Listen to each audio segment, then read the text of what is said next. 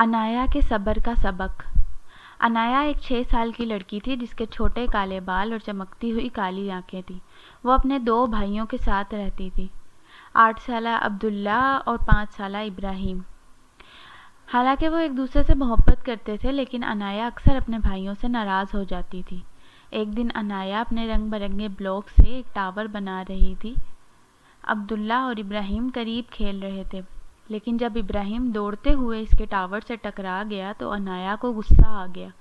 ابراہیم، دیکھو تم نے کیا کیا، اس نے غصے سے چیختے ہوئے کہا۔ اس کا چہرہ غصے سے سرخ ہو گیا۔ ابراہیم ڈر گیا، لیکن عبداللہ نے اسے پرسکون کرنے کی کوشش کی۔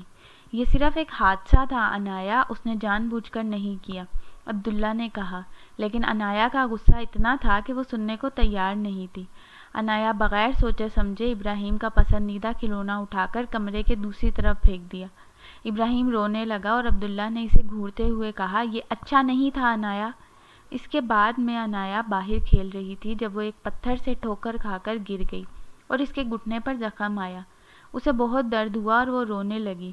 ابراہیم اور عبداللہ فوراً اس کی مدد کے لیے بھاگے۔ ابراہیم باوجود اس کے کہ اس کے ساتھ کیا ہوا تھا، اسے نرمی سے گلے لگایا اور اپنا پسندیدہ کھلونا اسے دیا تاکہ وہ خوش ہو جائے۔ عبداللہ نے اس کے زخم کی صفائی کی اور اسے پٹی باندھی۔ جب انایا نے اپنے بھائیوں کو دیکھا تو اس نے خود کو قصوروار محسوس کیا کہ اس نے ان کے ساتھ برا سلوک کیا تھا۔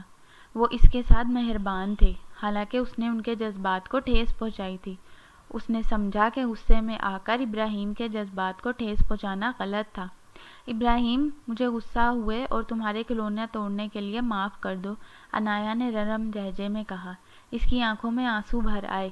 ابراہیم نے مسکرا کر اسے دوبارہ گلے لگا لیا۔ کوئی بات نہیں انایا، مجھے معلوم ہے کہ تم نے جان بوجھ کر نہیں کیا۔ انایا نے خود سے وعدہ کیا کہ وہ آئندہ صبر سے کام لے گی اور اپنے غصے کو قابو میں رکھے گی۔